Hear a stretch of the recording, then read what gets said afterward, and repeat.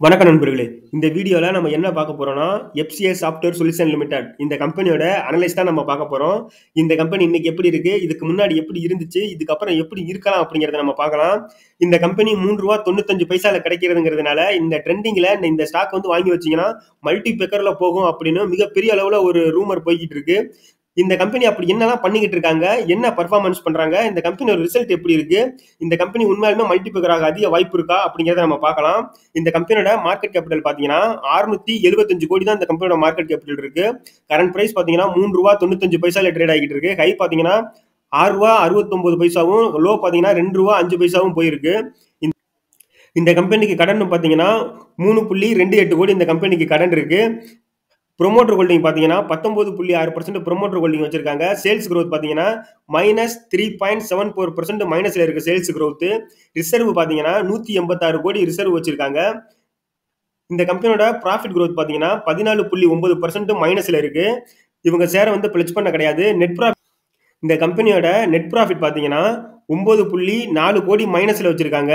Sales பார்த்தீங்கன்னா 35.2 கோடிக்கு sales பண்றாங்க. நம்ம பார்த்த வரையுமே இந்த கம்பெனி வந்து பார்த்தீங்கன்னா ஒரு மல்டிபக்கராக வாய்ப்பு இருக்கான்னு கேட்டால் கண்டிப்பா இல்லைன்னு தான் சொல்லணும். ஏன்னா அந்த அளவு உங்களுக்கு வந்து பாத்தீங்கன்னா இப்ப இருக்கிற நிலைமைக்கு சேல்ஸ் growthம் கிடையாது, சேல்ஸ் ப்ராஃபிட்டும் கிடையாது, நெட் ப்ராஃபிட்டும் கிடையாது, எதுவுமே ஒரு நல்ல ஒரு வளர்ச்சியிலே கிடையாது. இதுக்கப்புறம் இந்த கம்பெனியோட ரிசல்ட்டை நம்ம பார்க்கலாம், சார்ட்டையும் ரிசல்ட்டையும் பார்க்கலாம், அதுல எந்த அளவுக்கு இவங்க இருக்காங்க அப்படிங்கிறது. இந்த கம்பெனியோட சார்ட்டை பார்த்தீங்கன்னா 2006லாம் ஒரு ஒரு ரூ. 4 ரூ. 5 ரேஞ்சில ட்ரேட் ஆகிட்டு இருந்திருக்கு. ஒரு அப் டவுன்லேயே தான் போயிட்டு இருந்தது. அதுக்கப்புறம் பார்த்தீங்கன்னா ஒரு ரூ. 7 அளவுக்கு ஒரு 2009ல் வந்திருக்கு. அதுக்கப்புறம் பார்த்தீங்கன்னா இந்த கம்பெனிக்கு ஒரு இறங்கு முகம் தான். எந்த அளவுக்கு பாருங்க, 2012லாம் ஒரு ஆள் இன்வெஸ்ட்மெண்ட் பண்ணியிருந்தாங்கன்னா மேலே வரும்னு வெயிட் பண்ணிடணும். எத்தனை வருஷம் வெயிட் பண்ணிருக்கணும் பாருங்க. கிட்டத்தட்ட 2021க்கு அப்புறம் தான் ஓரளவு மூவ்மெண்ட் கொடுத்துருக்கு. ரூ. 3 ரூ. 5 அந்த ரூ. 7 அந்த ஒரு பழைய கை ரூ. 7 தொட்டிருக்காங்க. அதுக்கப்புறம் பாத்தீங்கன்னா பழையபடி ஒரு நல்ல லோ வந்திருக்கு. இப்ப பாத்தீங்கன்னா அந்த ரேஞ்சுக்கு மேல போகுமா அப்படிங்கிற எதிர்பார்ப்புல தான் பாத்தீங்கன்னா நிறைய பேர் இந்த கம்பெனில வந்து இன்வெஸ்ட்மெண்ட் பண்ணுவாங்க. எதனால இந்த கம்பெனில இன்வெஸ்ட்மெண்ட் பண்ணணும் அப்படிங்கறத நம்ம பார்க்கணும்.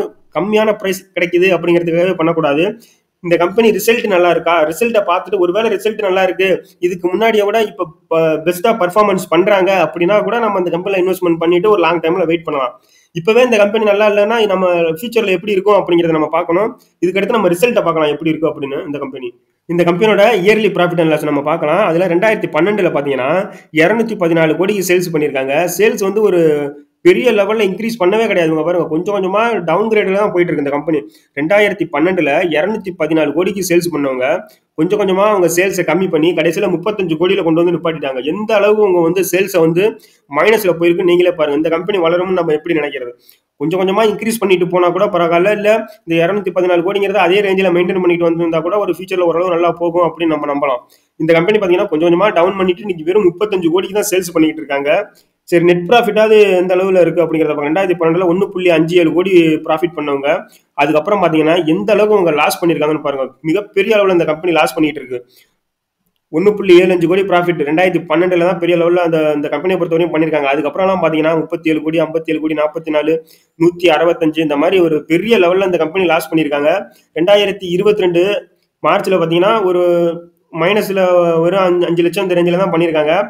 மார்ச் 2023ல பாத்தீங்கன்னா 1.46 கோடி இந்த கம்பெனி ப்ராஃபிட் பண்ணிருக்காங்க. இதை நம்பியே பாத்தீங்கன்னா பல பேர் இந்த இடத்துல வந்து மார்ச் 2023ல நல்ல இந்த கம்பெனி வந்து ப்ராஃபிட் கொடுத்துருச்சு, இதுக்கு மேல பாத்தீங்கன்னா நல்லா தான் ப்ராஃபிட் போகும் அப்படின்னு பல பேர் வந்து பாத்தீங்கன்னா இந்த இடத்துல வந்து இன்வெஸ்ட்மெண்ட் பண்ணிருப்பாங்க. இந்த இடத்துல இன்வெஸ்ட்மெண்ட் பண்ணாங்கன்னா நம்ம எப்பவுமே பாத்தீங்கன்னா இந்த மாதிரி மல்டிபிளர் ஆகும்னு ஆசைப்பட்டு நிறைய பேர் இன்வெஸ்ட்மெண்ட் பண்றதே பெரிய தப்பு. எந்த அளவுக்கு முன்னாடி இவங்க எவ்வளவு பர்ஃபார்மன்ஸ் பண்ணிருக்காங்கன்னு பாருங்க.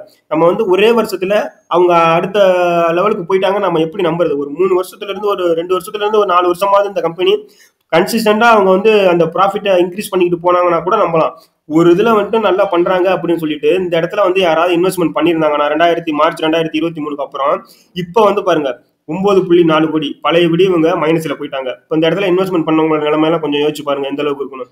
இதனாலதான் ஷேர் மார்க்கெட்ல பல பேர் வந்து இந்த மாதிரி பென்னி ஸ்டாக்கை நம்பி லாஸ் ஆகிறதுக்கு முக்கியமான காரணமே இதுதான். இதனாலதான் நம்ம பென்னி ஸ்டாக்ல இன்வெஸ்ட்மெண்ட் பண்ணும்போது ரொம்ப ஜாக்கிரதையா இருக்கணும். அதே மாதிரி நல்ல நம்ம ரிசர்ச் பண்ணி தான் ஒரு ஸ்டாக்கை வந்து நம்ம இன்வெஸ்ட்மெண்ட் பண்ண ஆரம்பிக்கணும்.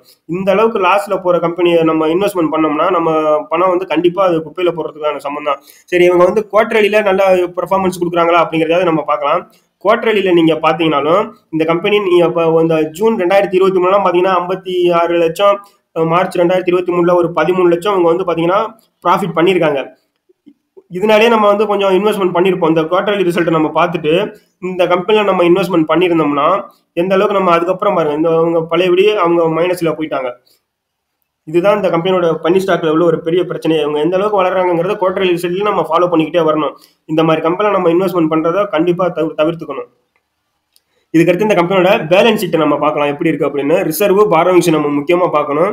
ரிசர்வை பொறுத்தவரையும் பாத்தீங்கன்னா இவங்க 2012 433 கோடிங்கிற அளவுல நல்ல கம்பெனி இருந்திருக்கு. அதுக்கப்புறம் பாத்தீங்கன்னா கொஞ்சம் கொஞ்சமா அந்த ரிசர்வையும் கம்மி பண்ணி 155 கோடி தான் இப்போ வச்சிருக்காங்க. கடன் பாத்தீங்கன்னா 3.28 கோடி கடன் வச்சிருக்காங்க. கடனுக்கும் ரிசர்வுக்கும் அதிகமா இருக்கு. இந்த கம்பெனிக்கு ஒரு நல்ல விஷயம் என்னன்னு பாத்தீங்கன்னா ரிசர்வ் அதிகமா வச்சிருக்கிறது ஒரு நல்ல விஷயம். மத்தபடி இந்த கம்பெனில ஒரு நல்ல விஷயம் ஒன்னும் கூட கிடையாதுன்னு தான் சொல்லணும். அதுக்கடுத்து இந்த கம்பெனியோட ஷேர் ஹோல்டிங் பேட்டர்ன் நம்ம பார்க்கலாம். யாரெல்லாம் இந்த கம்பெனியோட ஷேரை ஹோல்டு பண்றாங்க அப்படிங்கறத நம்ம பார்க்கலாம். அதுல ப்ரொமோட்டர் வந்து பாத்தீங்கன்னா 2017 19% ஹோல்டு பண்ணிருக்காங்க. இப்போ வரையுமே பாத்தீங்கன்னா அந்த 19.65% ஹோல்டு பண்றது ஒரு நல்ல விஷயம் தான். ஏன்னா அந்த கம்பெனி ஷேரை அவங்க வித்துட்டு சுத்தமா வெளியில போகல. அது ஒரு நல்ல விஷயமா இருந்தாலும் இந்த கம்பெனில பாருங்க மித்த யாருமே அவங்க வந்து இன்வெஸ்ட்மெண்ட் பண்ண கிடையாது. பெரிய ப்ரொமோட்டர் எஃப்ஐஐ பாத்தீங்கன்னா அவங்களும் இன்வெஸ்ட்மெண்ட் பண்ண கிடையாது. டிஐ பாத்தீங்கன்னா அவங்களும் பண்ணல. கவர்மெண்ட்டும் பண்ண கிடையாது. யாருக்கு தலையில கட்டிருக்காங்கன்னு பாத்தீங்கன்னா பப்ளிக் தலையில தான் கட்டிருக்காங்க. ஏன்னா இந்த மாதிரி கம்பெனில எல்லாம் பப்ளிக் தான் நல்ல மல்டிபேக்கர் ஆகும்னு சொல்லி இந்த மாதிரி கம்பெனியை வாங்கி வச்சுட்டு வெயிட் பண்ணுவாங்க. இது மல்டிபேக்கர் ஆகுமான்னு கேட்டா கண்டிப்பா ஆக இப்ப இருக்க சூழ்நிலைக்கு வாய்ப்பே இல்லைன்னு தான் சொல்லணும். ஏன்னா அவங்க தொடர்ச்சியா லாஸ் பண்ணிக்கிட்டு தான் இருக்காங்க. இடையில ஒரு 1 இயர் கிட்ட ப்ராஃபிட் பண்ணிருக்காங்க. அது பெரிய லெவல்ல பண்ண கிடையாது. கன்சிஸ்டன்டா அவங்க ப்ராஃபிட்டும் பண்ண கிடையாது. பழையபடியே லாஸுக்கு போயிட்டாங்க. அதனால இந்த கம்பெனில இன்வெஸ்ட்மெண்ட் பண்றதை கண்டிப்பா இப்ப இருக்க நிலைமைக்கு தவிர்த்துக்கணும். எஃப்ஐஐ டிஐ இந்த மாதிரி பாத்தீங்கன்னா இவங்க யாராவது ஒரு ஆளு நம்ம இன்வெஸ்ட்மெண்ட் பண்ணியிருந்தாங்கன்னா கூட அவங்களுக்கு தெரியும் இந்த கம்பெனி அடுத்த கட்டத்துக்கு போகும் அப்படின்னு. அவங்களே பண்ணலங்கும் போது இந்த கம்பெனி கண்டிப்பா மேல போக வாய்ப்பே கிடையாது. அதனால இந்த கம்பெனில இன்வெஸ்ட்மெண்ட் பண்றதை கண்டிப்பா தவிர்த்துக்கணும். வாட்ச் லிஸ்ட்ல போட்டு வாட்ச் பண்ணிக்கிட்டு வேணா வாங்க. ஒரு 10 இருந்து 15 வருஷத்துக்கு நல்ல கம்பெனிகளை நம்ம சேனல் அனலைஸ் பண்ணி போட்டு வந்துகிட்டு இருக்கோம். விருப்பம் உள்ளவங்க பிளேலிஸ்ட்டை போய் செக் பண்ணி பாருங்க. இந்த மாதிரி கம்பெனிகள்ல நீங்க இன்வெஸ்ட்மெண்ட் பண்ணி பணத்தை லாஸ் பண்றதை விட விலை அதிகமா உள்ள அதாவது ஒரு 100 ரூபாயில இருந்து 500 ரூபாய் 1000 ரூபாய் அந்த மாதிரி ஒரு ஸ்டாக்கை வாங்கி வச்சாலும் ஒரு லாங் டைம்ல நஷ்டம் இல்லாம நம்ம பணம் வந்து 1 மடங்கோ இல்ல 2 மடங்கோ ரிட்டர்ன் கிடைத்தா கூட போதும் 10 இருந்து 15 வருஷத்துக்கு. அதை விட்டுட்டு இந்த மாதிரி பென்னி ஸ்டாக்ல வாங்கி வச்சு கண்டிப்பா லாஸ் பண்றதுக்கு நல்ல ஸ்டாக்களை வாங்கி வச்சு லாங் டைம்ல நல்ல ரிட்டர்ன் எடுங்க. இதே மாதிரி நம்ம சேனல்ல நல்ல கம்பெனிகளை அனலைஸ் பண்ணி போட்டு வந்துட்டு இருக்கோம். விருப்பம் உள்ளவங்க பிளேலிஸ்ட்டை செக் பண்ணி பாருங்க. இந்த வீடியோ பிடிச்சிருந்தா லைக் பண்ணுங்க. மறக்காம நம்ம சேனலை சப்ஸ்கிரைப் பண்ணிக்கோங்க. நன்றி.